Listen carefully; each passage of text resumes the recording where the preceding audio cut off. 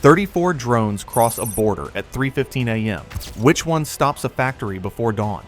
Fog blankets the Russian countryside, thick as smoke and just as dangerous. Beneath it sits Veluki's pride, a Shahed drone factory churning out dozens of aircraft each day. The site is more than an industrial complex. It's a symbol. State TV calls it proof that Russia's war machine cannot be touched.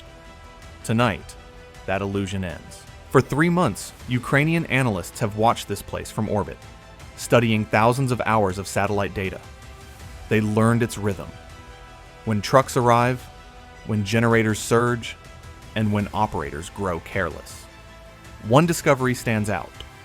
On foggy nights, junior crews at a nearby Panzer S one battery mistake low radar echoes for migrating birds. The weakness becomes the plan.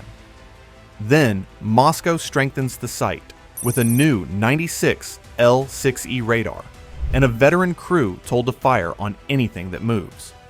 Ukraine's chance to strike just became a gamble. How do you hit a fortress after its only flaw disappears? 60 miles from the border, a command van hums with tension. Inside, operators stare at FPV screens lit by static and blue light. The order drops. Launch confirmed.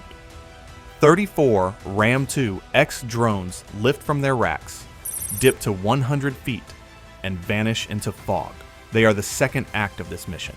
The first begins above the clouds. 10 British-built Banshee jet 80-plus drones scream into the sky, projecting a false radar signature identical to a flight of Su-27s. It's an ancient trick. Distract, divide, and deceive. Meanwhile, at 15,000 feet, a silent RQ-20 Puma feeds weather and positioning data into a neural controller called Night Owl. It calculates wind, terrain, and radar angles in real time, guiding the swarm like an orchestra. The drones have 7 minutes to cross Russian airspace before the defenders realize what's real. The first explosions always feel like victory until the target keeps coming. At 3:19 a.m., a Russian commander sees 10 fighters racing toward him. He doesn't hesitate. Engage primaries. The Panzer S-1S roar to life, firing a storm of missiles that light up the night. 6 decoys vanish in fiery bursts. The radar looks clean. The room erupts in confidence. Inside the Ukrainian van, operators watch their decoy icons blink out, exactly as planned. They've bought 30 seconds of chaos. That's all they need. The Russian commander now senses a trick. All frequencies, all altitudes. His veteran team scans for what's left. Below the fog, 28 Ram-2X drones race on, unseen and unchallenged. The window is closing.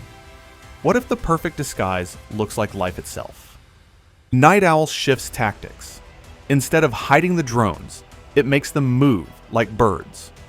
Using biological flight data from the Belgorod forests, the swarm splits into 3 erratic flocks, fluttering and meandering. On radar, they look harmless. Low speed, organic, forgettable. Then the Puma drops an infrared flare. It's not meant to fool missiles. It's meant to blind cameras. The fog scatters the light into a white blur that washes across the Panzer's optical sensors. For a few critical seconds, Russia's defenders are blind. A Ukrainian operator shouts. The swarm punches forward, but the veteran commander isn't fooled. He watches the raw feed on his 96 L6E radar, noisy but honest. Among the false flocks, he spots 12 faint returns holding perfect course. He tags them hostile and feeds coordinates directly to his missile launchers. 4 SA-22s launch, and the wind decides to join the war. The missiles scream upward at 4,000 feet per second.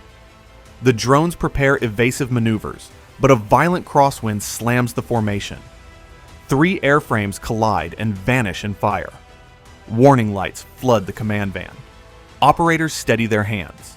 The missiles are still coming. Then, one of them remembers a final failsafe. The AL-50 mini decoy system, borrowed from Western fighter jets. With a single command, each drone releases a glowing electronic lure, a radar ghost 100 times brighter than the drone itself. The SA-22s switch targets instantly, chasing the false signals into the sky before detonating harmlessly in empty air. Inside the Russian bunker, silence replaces triumph. The defenders are now blind, deaf, and out of time. When the last deception works, the only word left is send. The swarm divides into 3 attack groups, one for the main assembly hall, one for the control building, and one for the parts warehouse. The crosswind that almost killed them now shoves them forward like a tailwind. Weapons free. The order comes quiet, steady. The remaining drones dive, locking onto their coordinates with a precision margin of 3 feet. The first shaped charge punches through 6 inches of steel roof before detonating over the production line. Others follow in perfect rhythm. Each warhead uses a timed fuse, delayed 0.8 of a second to trap the explosion inside. Pressure builds until it rips outward, tearing walls, wiring, and columns apart. Within seconds, the entire assembly hall folds in on itself. The control building collapses under a secondary blast that fries every server and schematic. The factory that once built drones now produces only silence. A factory is either running by dawn, or it's a crater on a satellite map. Sirens wail across Velyky. Soldiers rush to the blaze. Black smoke towers above the horizon, visible from 50 miles away. A satellite pass at 4 a.m. confirms what no statement can deny: a 20-foot crater where the main workshop stood. 70% of production is gone. Several engineers are missing. 200 Shaheds in various stages of assembly lie buried beneath twisted steel. Units at the front that rely on drone surveillance suddenly find themselves blind. For Russia, it's not just destruction, it's humiliation. For Ukraine, it's proof that long-range precision and deception can cripple a superpower's war economy from hundreds of miles away. What breaks first, the roof or the illusion of safety? The lessons are harsh. Quantity is nothing without coordination. The Ram 2X drones worked because they were cheap, fast, and smart enough to think like flocks. The decoys wasted interceptors.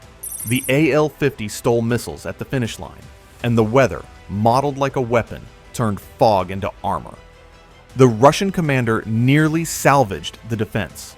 He trusted raw data, not comfort screens, and almost broke the swarm.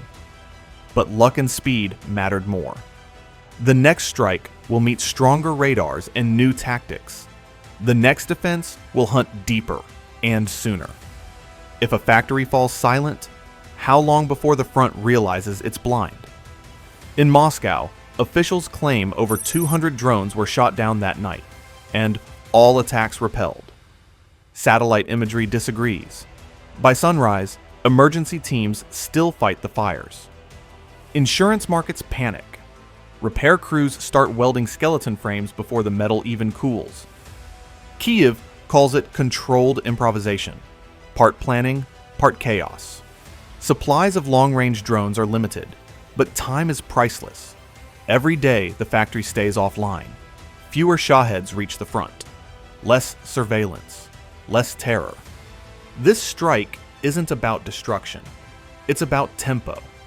A faster thinker dictates the rhythm of war. 7 minutes of deception reshaped 7 months of strategy. By midday, the plume over Velyky fades into the haze. Photos leak. Collapsed roofs, scorched airframes, cranes bent sideways. The parking lot is full of cars that will never leave. The map hasn't changed, but something deeper has. The belief that Russia's interior was untouchable has burned away. In a secure briefing, a furious commander asks, "How do they keep getting here?" The answer lies in pattern recognition, in an operator who pressed launch at exactly the right second, in a decoy that glowed just long enough to make 4 missiles miss. There was no miracle, only timing. At 3:15, they launched a plan. By 4, a factory was gone. What fills that silence now? Production can restart. Tools can be replaced. But the rules just shifted. Cheap drones can now do what fleets of bombers once couldn't. Fly 1,000 kilometers, dodge billion-dollar defenses, and erase an entire industrial heartbeat. Somewhere, a Russian radar operator who once marked bird tracks as irrelevant now stares at everyone a second longer. Somewhere in Ukraine, another crew runs diagnostics, waiting for the next foggy night. Because in modern war, the winner isn't the one with the biggest army.